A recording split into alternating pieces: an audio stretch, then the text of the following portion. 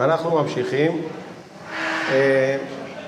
שאלתם אותי כמה שאלות בהפסקה וזה השקפים הבאים, אז מי ששאל אותי, יש לי מענה לשאלות האלה בשקפים הבאים. עכשיו, על המסך מופיעות לכם הערות על פי החוזר של רשות המיסים לגבי חוק הפחתת ימי הבראה.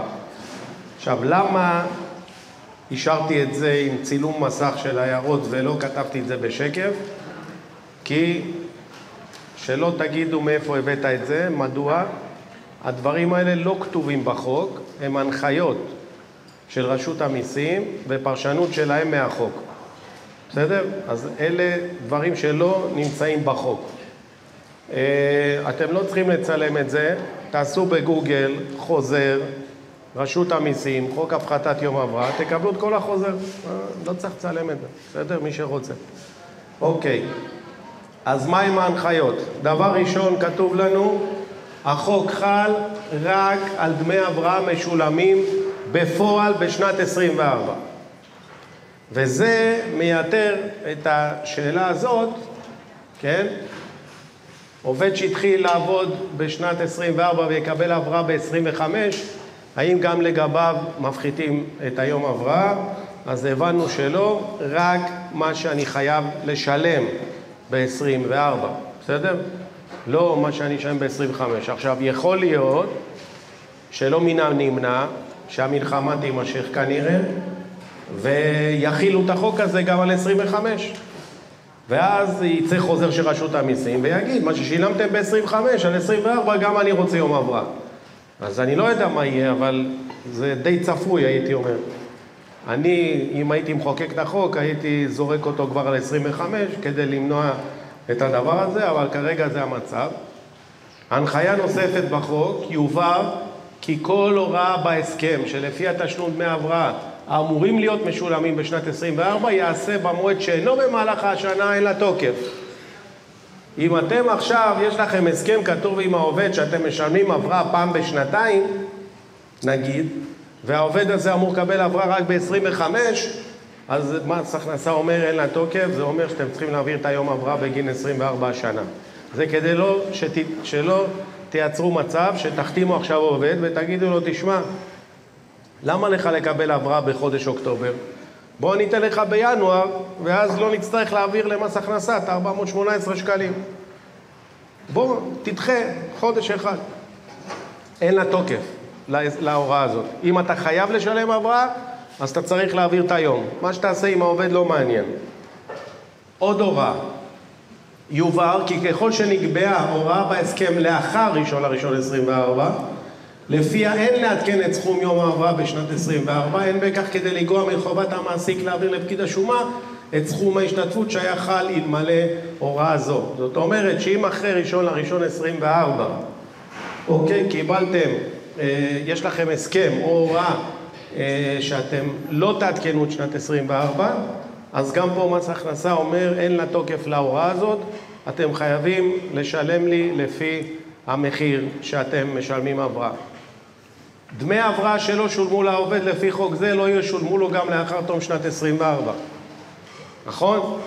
מס הכנסה אומר, אם אתם החלטתם לא לשלם ב-24 הבראה כדי לא להעביר למס הכנסה את היום הבראה, אז אתם לא יכולים לשלם ב-25 את ההבראה של 24. לא לשחק עם זה. עוד הוראה, הוראות החוק חלות גם על חיילים המשרתים בצבא קבע.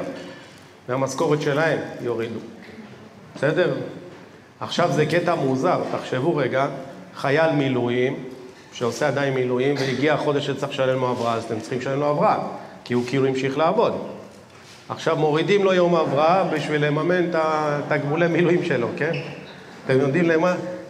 לפחות מי שחוקק את החוק, יכתוב, לא חל על חיילי מילואים שהיו לפחות 100 ימים בשנת 24. תורידו את זה מהחיילי מילואים, מהשכירים. מה, אתם מורידים להם יום הבראה כדי לממן להם את המילואים? אז תוסיפו את המשפט הזה, שזה קל לעשות. ואתם יכולים לעקוב אחרי זה, ויש לכם את הנתונים כמה אנשים עשו מילואים. אז מה, למה לא לנקות מחיילי מילואים? מילא צבא קבע בסדר, מקבלים משכורת וזה. אבל מחיילי מילואים, לנקות מהם את היום הבראה. אין מה לעשות, כן, צריך לנקות. עובד המועסק ביותר ממקום עבודה אחד, כל מעסיק יפעל בהתאם להנחיה זו בגין דמי הבראה שהוא משלם בשנת 24. איזה משפט, כאילו מה, אני אומר לזה שכתב את המשפט, אם אתה גבר, יש לי פה עובד 3 מעסיקים, בוא תעשה לי את החישוב לכל אחד. זה משפט קשה ליישום, אבל בעצם מה הם אומרים? עזוב, כל מעסיק יעשה את החלקיות משרה שלו, בסדר? לפי הנוסחה שראינו קודם, בסדר? כל מעסיק צריך לחשב כמה שעות הוא עבד בשנה הקודמת, למצוא את החלקיות משרה ולפי זה להעביר את היום הבראה. אבל אתם יודעים מה יכול לקרות פה? שהמדינה תקבל יותר כסף. כי אם יש עובד שעובד 10 שעות ביום, 5 שעות מלצר בבוקר במסעדה ו5 שעות מלצר פה באולם אירועים, יש מלא כאלה. 80% מהמלצרים שעובדים פה עובדים בבוקר, דרך אגב. אני יודע את זה. אז מה? אז המדינה תקבל יותר מיום הבראה. תחשבו, אבל החלקיות תהיה 10 שעות ביום.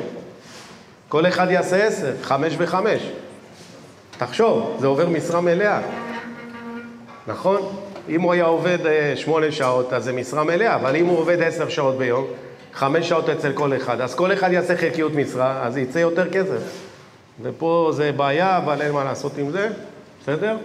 מכיוון שמעסיק מחויב להעביר את סכום ההשתתפות לפקיד השומה במועד בו משולמים דמי הבראה, במקרה בו עובד סיים את עבודתו אצל המעסיק, ושולמו לו דמי הבראה בשנת 24 לרבות תשלומי הפרשים וכלל חובות המעסיק, תכף אני אתייחס לכלל חובות המעסיק, בטרם כניסת החוק לתוקף אין חובת תשלום של סכום ההשתתפות. מפה גזרתי את ינואר-פברואר, כן. מי ששילם הבראה ועשה גמר חשבון לעובד עד פברואר 24, אין צורך להעביר דמי הבראה למדינת ישראל. מכאן אני גוזר אולי את התשובה לשאלה שלה. לא כתוב פה ינואר-פברואר, בסדר? אני עכשיו משחק ראש קטן, עשיתי תלוש משכורת למרץ, סיימתי את ההתחשבנות, לא הבנתי שאני צריך להריד יום לעובד, אז אני אלך לרשות המיסים עם החוזר, אני אגיד להם, סיימתי במרץ, מה אני אעשה? לא העברתי לכם, כי לא ידעתי מה לעשות במרץ. נראה מה יגידו לי, בסדר? בעיקרון, בחוק כתוב ינואר-פברואר, לא כתוב מרץ. גם הרי זה, החוק עבר ב-18 במרץ, כן? זה גם קטע מוזר, כן?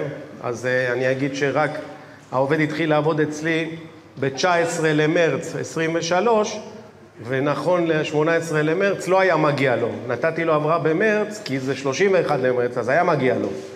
בסדר, אני יכול להתחכם איתם. אז בואו נראה איך זה ילך. כן, מה רצית לשאול? בהסכם הקיבוצי, אם החוק בעצם אומר להפיל את החוק בהסכם הקיבוצי, בהסכם הקיבוצי כתוב מ-1 לינואר עד 31 לדצמבר. אז אין שאלה. כל עוד אתה משלם את העברה, אתה צריך להעביר. אם ההסכם הקיבוצי מחייב אותך לשלם ככה, אז אתה גם חייב להעביר ככה. איזה הסכם קיבוצי? שהחוק מכיל את ההסכם הקיבוצי, ההסכם הקיבוצי שנחתם לא. בהסתדרות, שהרחיבו אותו, לא, הכוונה היא שם שכל הסכם קיבוצי או צו הרחבה שחל על מעסיק בנושא הבראה, חל על החוק. זה הרעיון של המשפט הזה. אתה קורא בהגדרות בהתחלה, זה סעיף ראשון של החוק, בסדר? אז זה חל על החוק. ומשפט המחץ, יש לעדכן את תוכנת השכר בהתאם לקבוע בחוק. בסדר? יופי, נגמר הסיפור, יש לעדכן תוכנת השכר. עכשיו, בנוסף, עכשיו שימו לב, המדינה אמרה את הדבר הבא, אם אתה מוריד יום הבראה מהעובד, חסכת גם את עלות המעסיק. הרי על היום הבראה זה ברוטו, וחסכתי גם את החלק שלי בביטוח לאומי. מה החלק של המעסיק בביטוח לאומי? 7.6, לא תמיד. לא תמיד. לפעמים זה פחות. כי יכול להיות שהעובד לא עבר את השכר המופחת. אם הוא לא עבר, אז אתה לא יכול להבין. למה? אבל אולי אחוז המשרה שלו זה 20%, ואז זה 1,200, והוא כן עבר. תלוי מה התעריף השעתי שלו. ואז מה יוצא? יכול להיות שבגלל היום הבראה הזה, חצי מהיום זה מופחד וחצי זה מלא. תחשבו, אני לא יודע איפה ייפול לי 418 הזה. הוא יכול להיות במופחד, יכול להיות במלא. איך אני חשב את חלק המעסיק? אם עברתי את המופחד 7.6, סבבה, בסדר, אבל איך אני חשב אם זה חלק וחלק? אבל רגע, החלק שהמעסיק אתה יכול להוריד אותו מהמעסיק, לא מהעובד. לא, המדינה רוצה ממך גם את החיסכון שלך מחלק המעסיק, כן. לא קשור לעובד, היא רוצה ממני את הכסף הזה, כי חסכתי את זה. צודקים. אם הורדתי יום הבראה, הורדתי את הברוטו, אני לא משלם 7.6 למדינה. רגע, לא פשוט. ואם אני בשמירה, ניקיון והבטחה, אני מפריש סוציאליות על הבראה, לפי ההסכם הקיבוצי. אז צריך לחשב גם את זה, את החיסכון של הסוציאליות על החלק של ההבראה, ולהעביר אותו למדינה. מטורף. איך תעשו את זה? רגע, אני לא שומע. מה אמרת? שנייה. כן, ברור, הנה, יש לה, כן, את תוכנת השכר. יש לך תוכנת שכר שעושה לך את זה? יש מישהו שהתוכנת שכר שלו עושה לו את זה כבר אוטומטית? כן, איפה?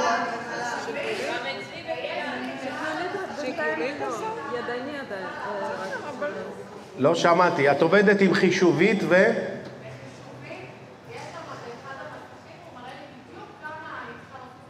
וכשאת מוציאה את ה-102 יוצא לך גם חלק המעסיק? אל תגזים, הבנתי. נו, באמת, אני צריך תוכנה בשביל להגיד לה להוריד לי 418 שקל? אני עושה מינוס הפחתת יום הבראה, פותח רכיב, מוריד 418, מה אני צריך בשביל זה? אז זו לא השאלה. זה לא השאלה לעשות מינוס, השאלה אם זה נמצא ב-102, אם אני משדר אותו, אם התוכנה עשתה לי את כל החישובים הנכונים לפי אחוז משרה. אין תוכנה, אני לא שמעתי בארץ שיש תוכנה שעושה כבר את כל החוק הזה. ובצדק, גם אני לא מצפה שיעשו את כל הדברים האלה כל כך מהר. זה לא נקודות זיכוי, חבר'ה. זה לא עדכון נקודות זיכוי, ילד, גיל ועוד נקודה. זה קל לתכנת.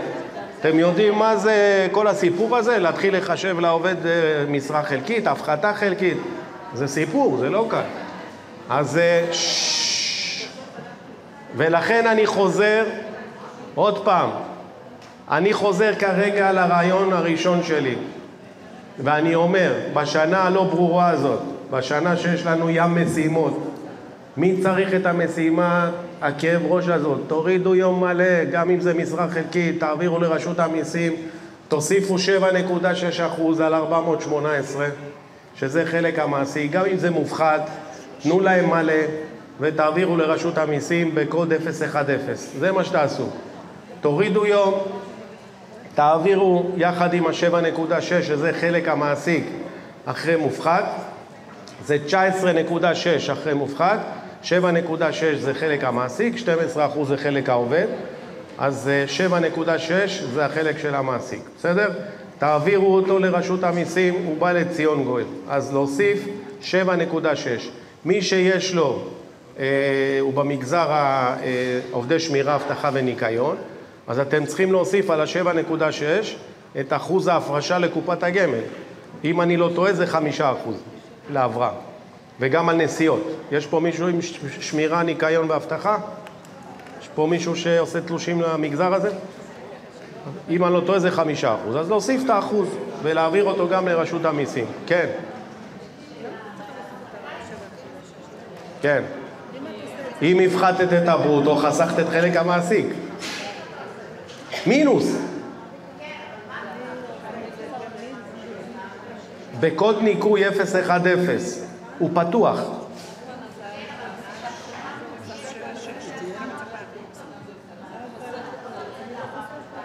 כן, את מעבירה את הברוטו, לא? מה קשור הנטו? חבר'ה, רגע, היא שאלה פה, מה אתה מעביר למס הכנסה? נטו, ברוטו.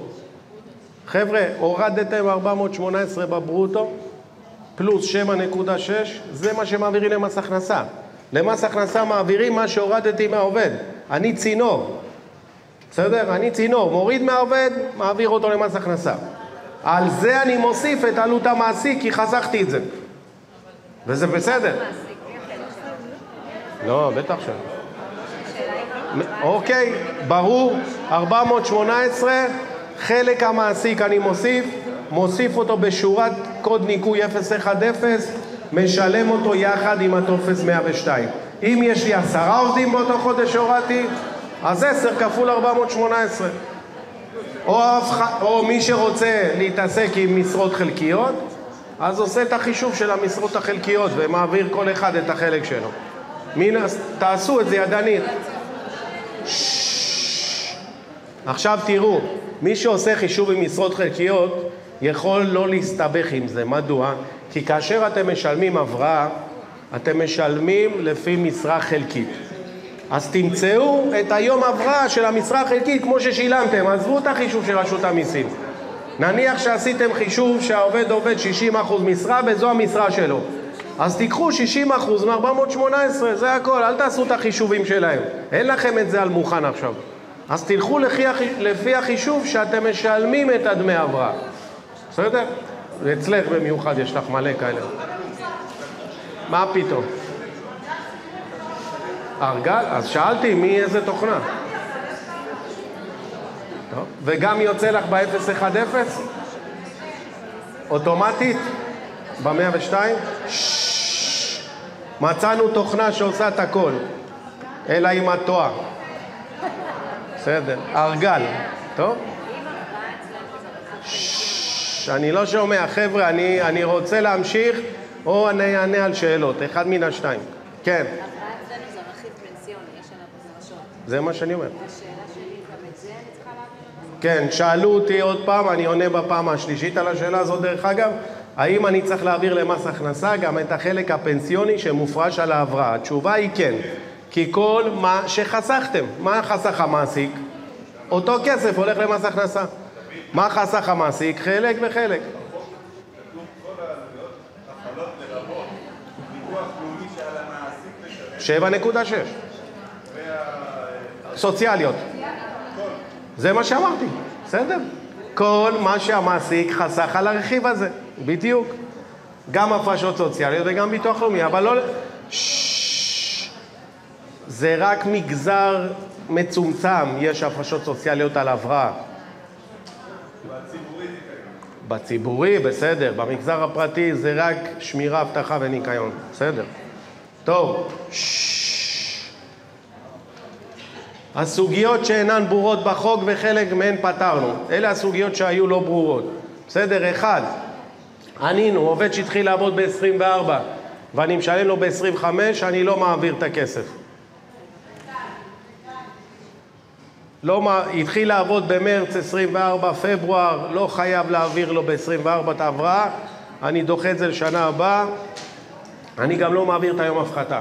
עובד שמקבל ימי הבראה מיוחסים גם לשנת 23, האם יש לייחס רק את החלק של 24? התשובה היא לא, אנחנו נותנים את היום המלא, לא מעניין 23. זו תשובה של פזית קליימן, פרשנות שלה לחוק, זה לא כתוב בפירוש בחוק, מה שאני אומר, כל השאלות האלה לא כתובות בפירוש. עובד, יכול להיות שמחר תצא הנחיה סותרת, למה שאני אומר, כן? ההפחתה החלקית היא בגין עובד המגיע לו רק 5 ימי הבראה. מה קורה לעובד שמגיע לו חלק לפי 5 וחלק לפי 6? אז הוא לא יקבל את ההפחתה החלקית, לכן מומלץ לתת לעובד הזה הבראה מתי שמגיע לו מיד אחרי שנה, אותם 5 ימים. כדי להכניס אותו להפחתה החלקית, שזה 50%. עובד במשרה של 80 שעות שהיא המלאה נהוגה באותו מקום, אוקיי? 80 שעות זה משרה מלאה, עובד אצל שני מעסיקים, אז מפחיתים יום מלא, כי זה המשרה המלאה, או לפי חלקיות המשרה של 80 שעות. אז למה אני אחלק? זה משרה מלאה. משרה מלאה, אז מה? אז הוא ישלם פעמיים על 80 שעות. מה? מה זה עד אחד? מאיפה אתה יודע איפה אני עובד? אני עובד אצל מעסיק שני שאני לא רוצה שתדע שאני עובד אצל מעסיק שני. מאיפה אתה יודע? אז מה? אני עכשיו, אני 80 שעות. נו, אז המדינה תקבל יומיים מהעובד הזה. טוב, אין מענה לזה. אין פתרון לזה. זו לא מטרת החוק. זו לא מטרת החוק שעובד, בגלל שהוא עובד 80 שעות משרה מלאה, הוא ישלם 2 ימי הבראה למדינה. זה לא נשמע הגיוני, בסדר? אבל אין מענה לדבר הזה. הלאה. זה דרך אגב שאלות ששאלתי את פזית קליימן, היא אמרה לי, אני לא יודעת לענות לך על השאלה הזאת. הלאה. לעובדי ניקיון משלמים לו על בסיס חודשי. עכשיו, נניח עובד פוטר, משלמים דמי הבראה על בסיס חודשי, כן? נניח ועובד פוטר ושולמו לו דמי הבראה גמר חשבון ומיד מתחיל לעבוד אצל מעסיק המשלם על בסיס חודשי. אז לנקות לו שוב, המעסיק החדש לא יודע מה עשה המעסיק הישן. אז אני מתחיל להעביר למדינה עוד פעם את החלק של ההבראה, אין תשובה לזה. כל עוד אני משלם הבראה אני צריך להעביר. בסדר, תעבירו, תעשו מה שאתם רוצים. הלאה. אם יש הסכם לתשלום הבראה מעל התעריף בצו, להפחית את זה או עד גובה הצו? אני אומר עד גובה הצו, זה מה שהבנתי מהחוק. בסדר? אני יודע, לא מסכים איתו. יש הרבה פעמים אני לא מסכים עם מיקי, והוא לא מסכים איתי. עם מיקי יש לי ויכוח ארוך טווח כבר 10 שנים על שעות נוספות גלובליות. בסדר. אוקיי, הלאה. סיימנו את חוק הבראה, השקף הבא, שיפוי מעסיקים עם ה-20%. די, תודה. כל מי שקיבל תגמולי מילואים בגין חודש אפריל, וכבר קיבל את התגמולי המילואים, קיבל ביחד עם ה-20%. ראיתי את זה בעין. מי שקיבל תגמולי מילואים על חודשים קודמים, צודק מיקי, הם אמורים להעביר עד 30 ביוני. ביטוח לאומי עומד במילה שלו בדברים האלה, וזה עובד ככה, אז תחכו לכסף הזה 20%. עכשיו יש לי שאלה, בראשון למאי פורסמו התקנות האלה, 20%, והתקנות בתוקף מ-7 לאוקטובר 23, מפרוץ המלחמה, ועד 31 לדצמבר 24. בסדר? עכשיו, איפה הבעיה שלי בתקנות האלה? ההשלמה. לא, 20% קבעו, לא משנה עכשיו, המספר תואם לא תואם, לא מעניין. אין אזכור בתקנות לתנאי הוכחת העברת הכספים לקופות הגמל. לא ראיתי תנאי כזה. יש לי מעסיק שאני מטפל בו, אלעל עושים רעש היום. די. סיימתם משכורות? עוד לא. מהבוקר הם עושים רק משכורות. בגללי כל הטייסים לא יעברו לעבודה בראשון השישי. אין, אל תשלמו לטייסים. מה קורה אם יש מעסיק שלא העביר כסף לקופות הגמל? גם הוא יקבל את ה-20%, הוא ירוויח פעמיים. הוא יקבל מהמדינה 20% וגם לא העביר לקופות הגמל על המילואימניקים. כאילו למה לא, אין תנאי לזה, בסדר? מי יבדוק את זה? אז זה בעיה שנותרה, הביטוח הלאומי יעביר לכולם 20%. ומה קורה אם זה עובד שעבד חצי שנה אצל המעסיק ולא זכאי לקופות גמל?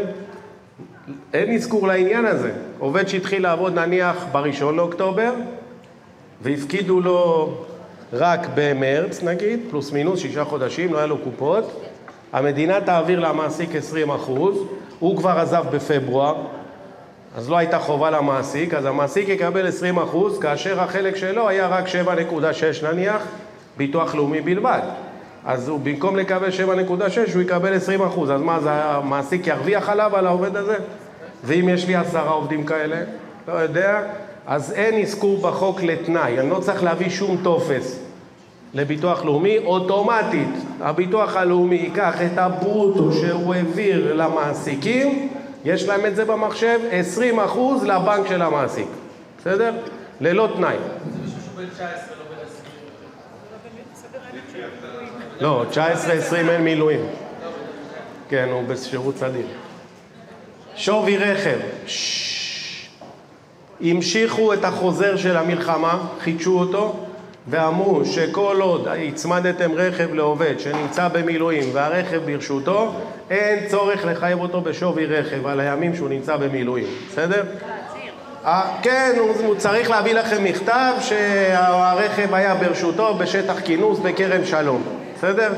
אז גם אם הוא בשטח כינוס וגם אם הוא לא בשטח כינוס, לא מעניין, לא נותנים, לא זוקפים שווי רכב על תקופת ימי המילואים ועושים חלק יחסי.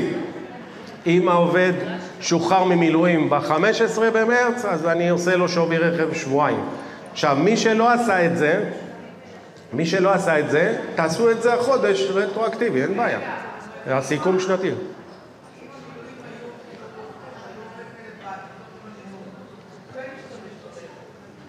מה אכפת לך?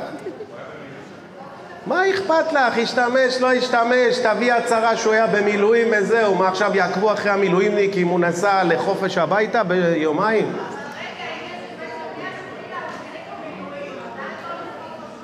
כן, כן, כל עוד הוא במילואים כן.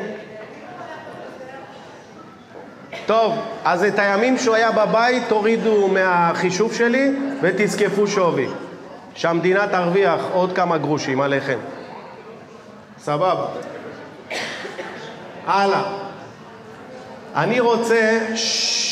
אני רוצה לדבר על משהו שמיקי דיבר, אבל בזווית אחרת, בסדר? אני רוצה להדגיש לכם משהו.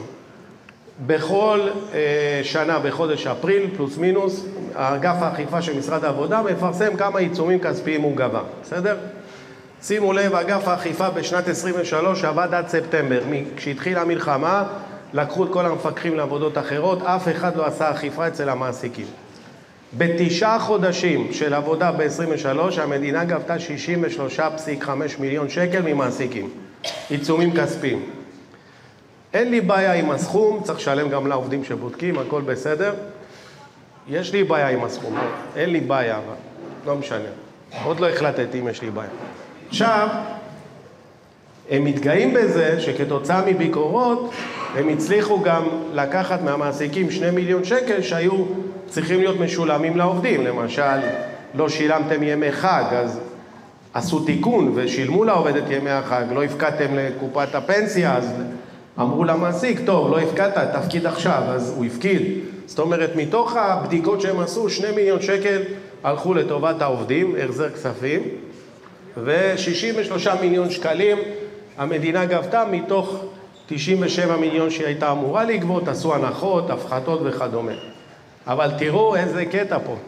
זה מחולק סך הכל ל-1,568, כלומר מעט מאוד מעסיקים. עכשיו אני רוצה לצלול, ואמרתי רגע, איפה המדינה גובה הכי הרבה כסף?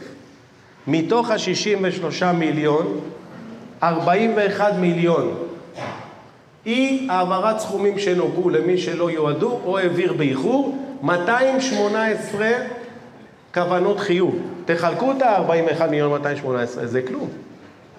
זאת אומרת שישנם עדיין מעסיקים שמנקים כסף מהעובד מקופת הפנסיה ולא מעבירים, או שמעבירים באיחור. עכשיו, כידוע שאיחור במשרד העבודה זה שוטף 30. כלומר, אם אני מוריד מהעובד בחודש מאי פנסיה, אני צריך להפקיד עד 30/6. הפקדתי בראשון לשביעי, מה העונש? דרך אגב, יודעים? כמה? זה עודכן בשיעור עליית המדד, היום זה 39,000 כמעט, פחות 100 שקל. כל חודש, על כל עובד? לא, פעם אחת, זה עיצום כספי, על זה שלא הפקדת, כפול מספר העובדים. בדרך כלל אם אתה מפקיד עכשיו לעובדים, אתה לא מפקיד לאחד כן, אחד לא. אז אם יש לי 10 עובדים, זה 390,000, בסדר? עדיין 2/3 מהסכום שהמדינה גבתה קשורים לסעיף הזה, שלא העבירו את הכסף באיחור. עכשיו תראו, עוד 9 מיליון, שימו לב, למטה בצהוב פה, עוד 9 מיליון, רגע, אני רוצה לחזור על זה פה, הנה, עוד 9.5 מיליון, אי תשלום מכוח הפנסיה. זאת אומרת, יש עוד מעסיקים, ואין 28 מקרים תיקחו 9 מיליון, תחלקו ל-28 מקרים, תראו כמה זה כל מקרה, שעובד בכלל לא ניקה פנסיה לעובד. מעסיק, סליחה, לעובד לא ניקה פנסיה, או שהוא ניקה פנסיה, אבל לא לפי הצו שאליו הוא שייך, בסדר? אבל הרוב זה לא ניקה.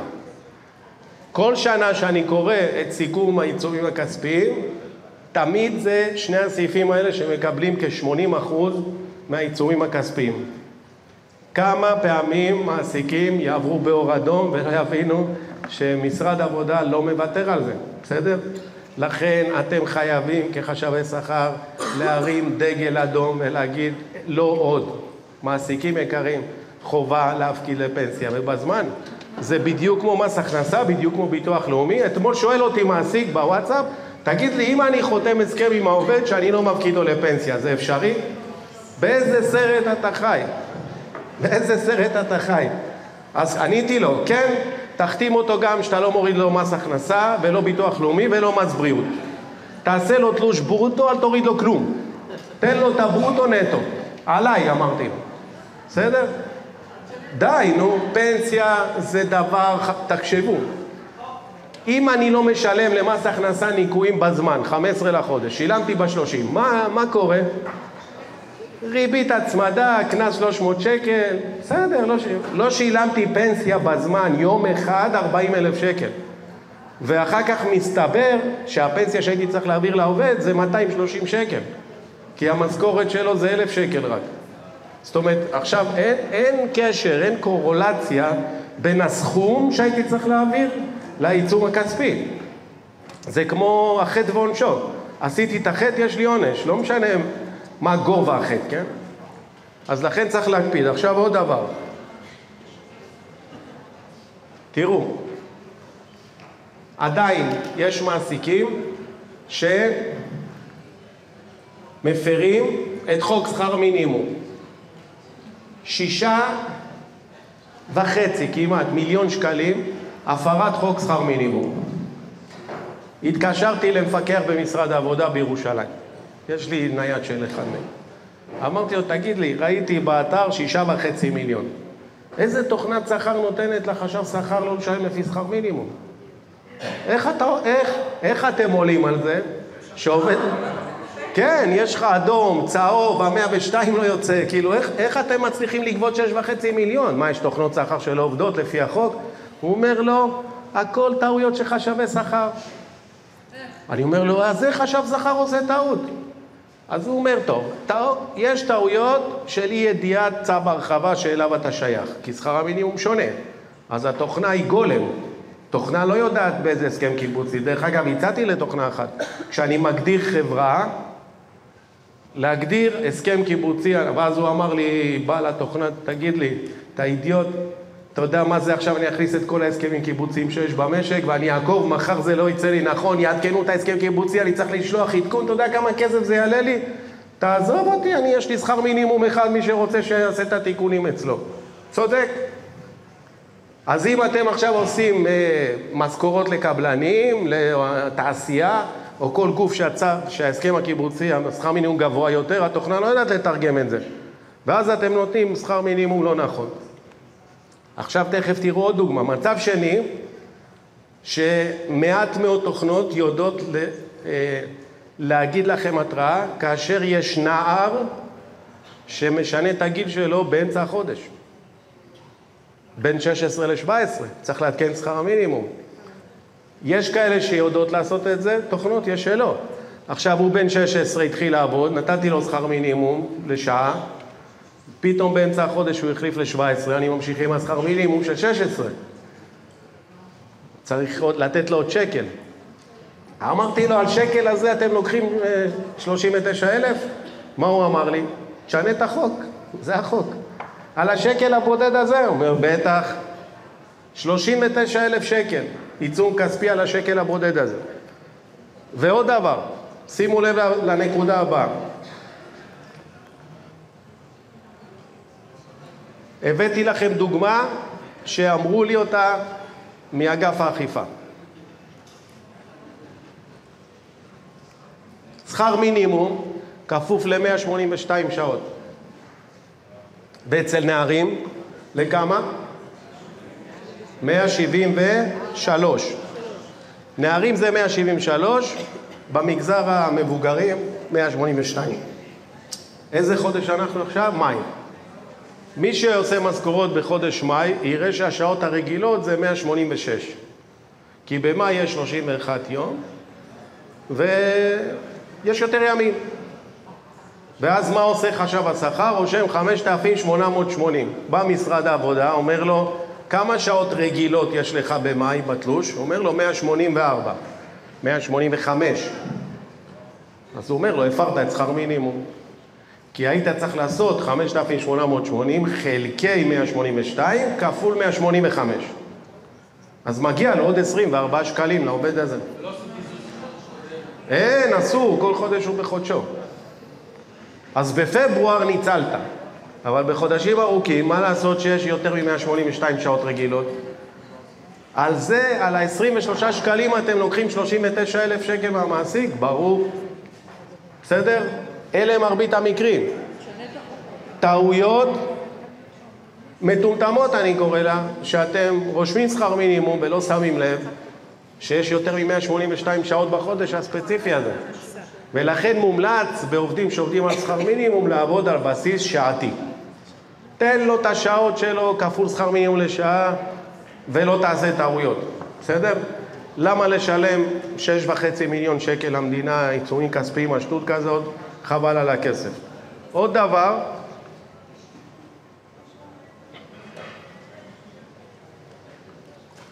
דבר, העסקת נער בלילה בלא היתר. 1,200,000.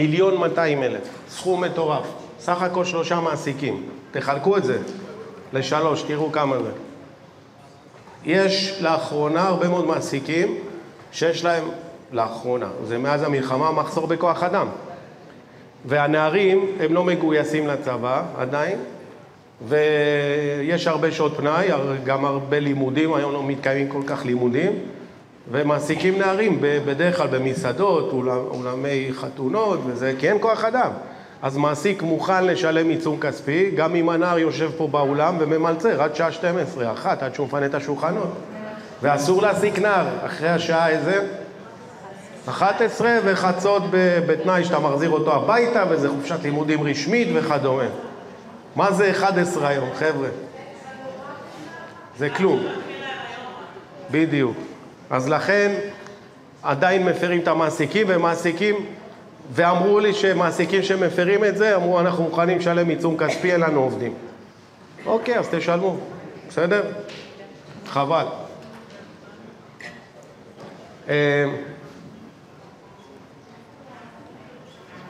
העסקת נער במנוחה שבועית, זה גם 500,000, כן? העסקת נערים ביום שבת, שזה גם אסור. בסדר? זה גם תופעה ידועה היום. אוקיי? טוב, נתקדם.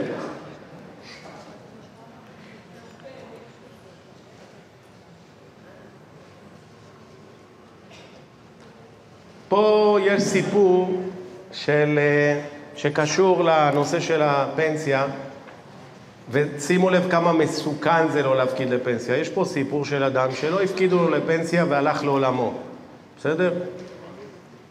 האלמנה תבעה את המעסיק, ואמרה שאם המעסיק היה מפקיד לפנסיה בזמן, היא הייתה מקבלת קצבת שאירים כל ימי חייה. עשתה את החישוב, הגישה תביעה, וזכתה מיליוני שקלים. אתם צריכים להבין שנושא של פנסיה זה לא רק קטע של ההפקדה, אלא יש פה מרכיב, אלמנט ביטוחי, ואסור להתעסק עם הדבר הזה. ואנחנו מדברים פה על 500,000 שקל, שהמעסיק הזה שילם על אי הפקדת פנסיה במועד. בסדר? חוק הודעה מוקדמת. חוק הודעה מוקדמת מאוד פופולרי עכשיו, הרבה אנשים עושים החלפות עבודה, גם בעקבות מילואים. אז למי שעדיין לא מכיר את זה, אני עוד פעם חוזר גם מי ששמע אותי. הודעה מוקדמת יש לה 2 פנים, כן? פנים למיסוי ופנים לביטוח לאומי. במיסוי אני יכול להכניס את זה לפיצויים הפטורים, ותמיד זה טוב לשים את זה שם, אם העובד לא עבד. בניתוק יחסי עובד מעביד, זורק את זה ל-161. לביטוח לאומי אני חייב להמשיך את תקופת ההודעה המוקדמת גם אם העובד לא עבד. נכון, אני לא מפריש לו סוציאליות, אבל אני חייב להמשיך, ולכן השכר הזה חייב בדמי ביטוח ומס בריאות. פיטרתי עובד ב-15 למאי, אני ממשיך לו את התלוש עד 15 ליוני, גם אם הוא לא יחזור יותר לעבודה, הוא יקבל לו תלוש 1 ביוני. נכון שיש בעייתיות של מועד התשלום. יש הרבה מאוד עובדים שלא רוצים לבוא עכשיו ביוני לקבל את החצי השני, הם אומרים תשלמו לי את זה עכשיו, אפשר לעשות את זה, תעשו כבר את התלוש לחודש הבא, תראו מה יוצא לו נטו ותיתנו לו את הכסף וסלמת, העיקר שהתלוש והדיווח של ה-102 יכלול את תקופת ההודעה המוקדמת, זה מה שחשוב. אם העובד ממשיך לעבוד אין בעיה, אם הוא לא ממשיך, הוא רוצה את הכסף עכשיו, אז תעשו עוד תלוש אחד קדימה ותסיימו את הסיפור. בסדר? לא לשכוח את זה.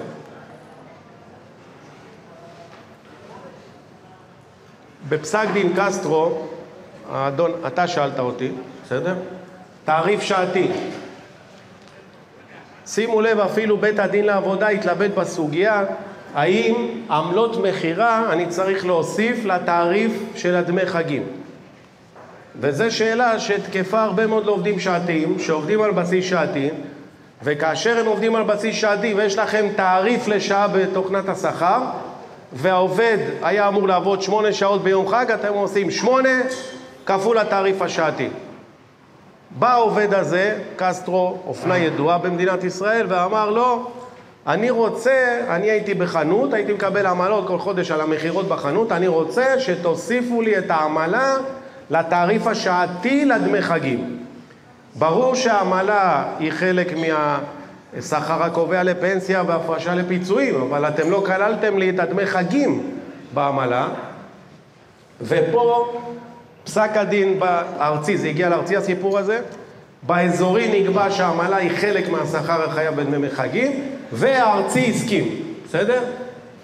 יש לכלול את העמלות. עכשיו נשאלת השאלה, האם התעריף שאני פודה חופשה שנתית צריך לכלול גם את העמלות? אז כן, גם לדמי חופשה צריך לכלול את העמלות, בסדר? איפה אני, עכשיו תראו איזה מסובך זה, איפה אני לא כולל את העמלות, לאיזה תעריף? לשעות נוספות. אז תוסיפי. בסדר? אם מיקי אמר לך, אז בסדר. בסדר? רגע, האם אני צריך לכלול את זה לשעות הנוספות? לא. לשעות נוספות, כשאני עושה חישוב של שעות נוספות, אני לא כולל את התעריף. בסדר? אבל עכשיו תראו איזה דבר מסובך זה, אני צריך להחזיק בתוכנת השכר שלי 2 תעריפים. תעריף אחד שכולל את העמלות ואחד שלא כולל. כי כשאני עושה את החישוב לשעות נוספות אני לא צריך. עכשיו, איך אני לוקח את התעריף לדמי חגים של העמלות כאשר העמלה משתנה? אז לא כתוב בחוק. יש פרשנות שאומר, ממוצע של כמה זמן? מי אמר? איפה זה כתוב ב3 חודשים? איפה זה כתוב? זה לא כתוב בשום מקום. שנה, 3 חודשים, זו הפרשנות הקיימת.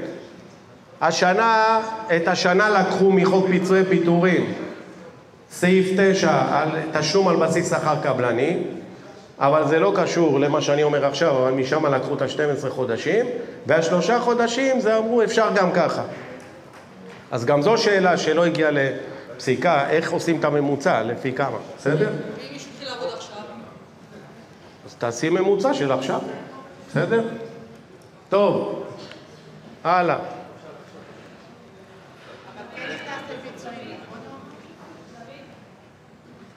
כן. עד איזה שעה אני? 12:45, נכון? לא. 2. לא, בחצי.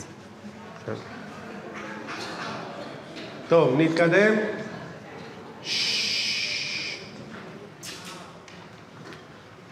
ההודעה המוקדמת, בסדר? אמרנו, היא חלק משכר עבודה כאשר העובד עובד. אם אני משלם הודעה מוקדמת מעבר לחוק, בסדר? אני נותן לעובד 60 יום הודעה מוקדמת, כי זה הסיכום שלי איתו.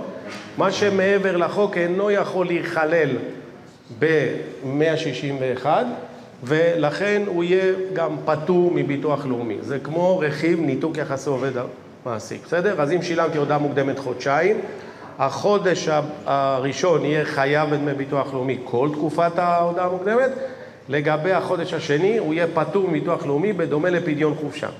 בסדר? אז תזכרו שאתם צריכים לפתוח בעצם רכיב, הודעה מוקדמת חייב או פטור ממס הכנסה, הודעה מוקדמת חייב ביטוח לאומי, הודעה מוקדמת פטור ביטוח לאומי. כן? זה כמה רכיבים שאתם צריכים לפתוח בתוכנת השכר כדי לתת לזה מענה נכון. בסדר? זה גם כולל מענקי הסתגלות. איפה זה כתוב דרך אגב? חוזר מעסיקים של ביטוח לאומי, מספרו 1479. פה כתוב שההודעה המוקדמת יש לייחס את התשלום לתקופה שבעדה היא שולמה, וכל היתר פטור, פיצויים, תחרות, מענק הסתגלות, פדיון ימי חופשה, פדיון ימי מחלה, פיצויי פיטורים. אלה ביטוח לאומי פותר אותם מביטוח לאומי ומס בריאות. דיווח ב-102, זה ההוכחה, כתוב לכם בחוזר של ביטוח לאומי, גם אם העובד לא עבד בתקופה זו, יש לדווח בטופס 102 על כל התקופה, בסדר? שהעובד עבד. יש להקפיד לעשות את זה. אני יודע שחשבי שכר מתקשרים אליי, אומרים לי, תשמע, הוא פוטר בשני למאי, עזוב אותי עכשיו, אני אוציא לו תלושה על יומיים ביוני, בוא ניתן לו את 30 יום במאי ונגמור את הסיפור. עברתם על החוק, תראו איזה טעות עשיתם. בחודש יוני, העובד שיניתם לו את הסיווג. הוא היה אמור להיות עובד, הוא נהיה לאללה. לא עובד עצמאי. זה דבר אחד. דבר שני, ואז הוא צריך לשלם בגין יוני, כן? כמעט 300 שקל היום. דבר שני שעשיתם, הוא הולך לתבוע אבטלה, אומרים לו לא מגיע אבטלה, לא עשית תקופת הכשרה, אין לך 12 מתוך 18. הוא חוזר למעסיק, אומר לו, אם היית מדווח לי על היומיים האלה, היה לי אבטלה. בגלל היומיים שלא דיווחת, הפסדתי אבטלה. הוא יתבע אתכם, העובד הזה. אז לכן תקופת הודעה מוקדמת חייבת להימשך עד היום שבו נותקו, לא נותקו, עד היום שבו מסתיימת תקופת ההודעה המוקדמת. זה אותו דבר. מה זה משנה איך קוראים לזה? חלף הודעה מוקדמת, הודעה מוקדמת. חלף זה כאילו שהעובד לא עבד אצלך? בסדר. גם. לא משנה. כתוב גם אם העובד לא עבד בתקופה זו. בסדר? אוקיי. ניכוי הוצאות שכיר. ביטוח לאומי הוציא חוזר בנושא ניכוי הוצאות שכיר, כי הוא קיבל עצבים על אותם חשבי שכר שמנקים מהברוטו את ההוצאות רכב, את הליסינג, כל מיני תרגילים. אומרים לעובד, אנחנו נקנה לך רכב, בסדר? כל חודש זה עולה 3,000 שקל, ואנחנו נוריד לך מה10,000 את 3,000, כי זה הרכב שלך, ואז נתחשבן איתך במשכורת על 7,000. בסדר? אסור לעשות את זה. לא ניתן לנקות מהברוטו כל הוצאה שקשורה לשכיר. אנחנו קונים לך ספרות מקצועית, נוריד לך מהברוטו. אני שולח אותך להשתלמות חשבי שכר, עולה 500 שקל, אני מוריד לך מהברוטו. לא ניתן להוריד מהברוטו, מותר להוריד מהנטו, כניקויי רשות, לא מהברוטו. כי ברגע שהורדתם מהברוטו, יצרתם חוסר תשלום גמלאות לעובד הזה, ביטחתם אותו גם פחות. בסדר? אז זה החוזר שאומר, אסור להוריד מהנטו. אינו מעסיק, אינו רשאי לקזז הוצאות מהכנסת עבודה של עובדיו, גם אם הוצאות אלה מותרות בניכוי לצורכי מס. בסדר? גם אם המעסיק קנה לכם ספרות מקצועית וזה מותר בניכוי, עדיין לא ניתן להוריד את זה מהברוטו של העובד, אלא רק מהנטו של העובד. בסדר? עושים את זה הרבה עם רכבים, דרך אגב.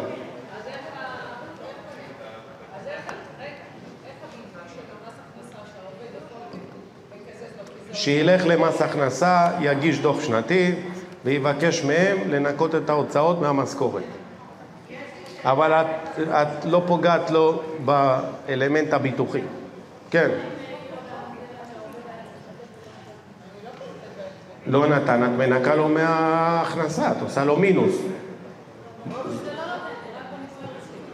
מה פתאום? בטח שקר. למה? אם אני פותח... לא, זה הוצאות. הוצאות שמוכרות לעובד. לא, את מערבבת שני דברים. רגע, זה לא המינוס שאני עכשיו עובד לא בא לעבודה, אני מוריד לו יומיים מהיעדרות במינוס. זה לא הכוונה. על העובד אני יכול להוריד הודעה מוקדמת שהוא לא נתן לי היעדרות, כל דבר. אני מדבר על הוצאות, הוצאות שמותרות למעסיק.